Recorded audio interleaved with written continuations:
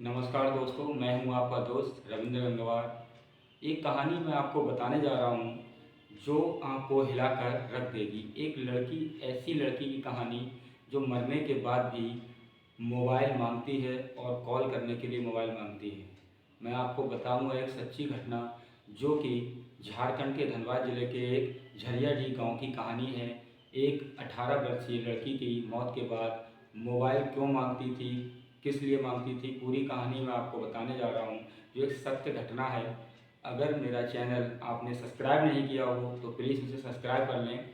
मैं आपको बताना चाहता हूँ धनबाद जिले के गांव झरियाडीह में रहने वाली सुगिया और मगरू की कहानी। मगरू एक 21 साल का नौजवान लड़का है और सुगिया 18 साल की एक पढ़ने वाली बालिका थी जिसका प्रेम संबंध मगरू से हो गया। लेकिन ये बात घर वालों को रास न आने से सुगिया की मौत भी हो गई। सुगिया की मौत कैसे हुई मैं आपको बता देता हूँ। सुगिया की मौत तब हुई जब सुगिया अपने घर से शादी करने के लिए मगरू के साथ जाना चाहती थी। मगरू और सुगिया की एक दिन पहले रात में बात हुई कि एक झील है जो उनके गांव के पास थी, झील में मिलने का वादा किया। लेकिन सुगिया तो पहुंच गई और मगरू नहीं पहुंच पाया।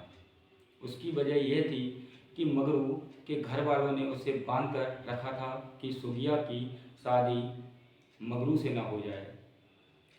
मामला क्या था, 18 साल की बालिका सुगिया और मगरू में प्रेम संबंध थे जिनको लेकर उनके घर वालों में काफ़ी बहस रहती थी क्योंकि लड़का ऊंची जाति का था और सुगिया छोटी जाति की थी।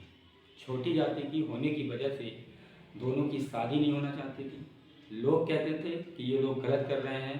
गांव के मुखिया, पंच, इन चीज़ों को लेकर उन लोगों पर कोई फर्क नहीं पड़ा।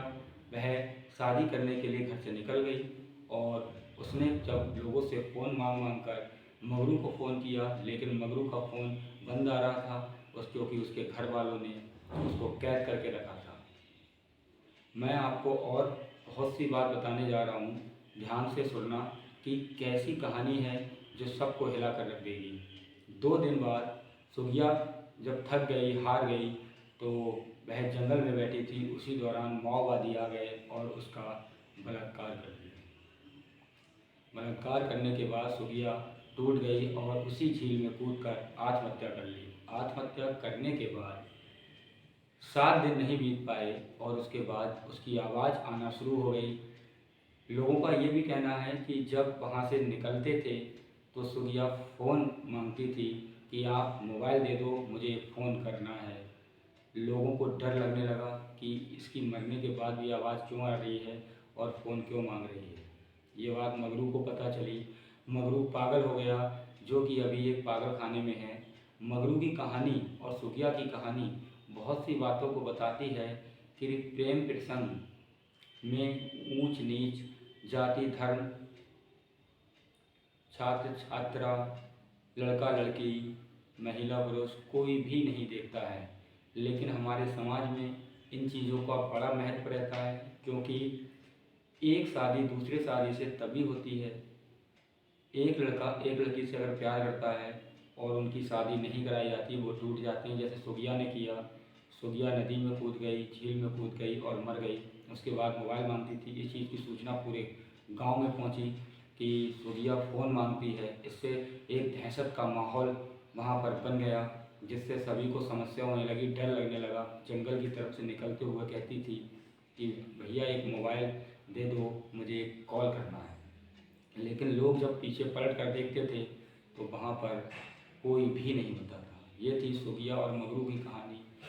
ये साथ साथ पढ़ते थे और दोनों में पहले दोस्ती हुई, फिर प्यार हुआ, फिर दोनों लोग काफ़ी करीब आए और शादी करने का फैसला किया। लेकिन घर वाले नहीं माने जिसकी वजह से सुगिया की जान चली गई। ये घटना सच्ची घटना है।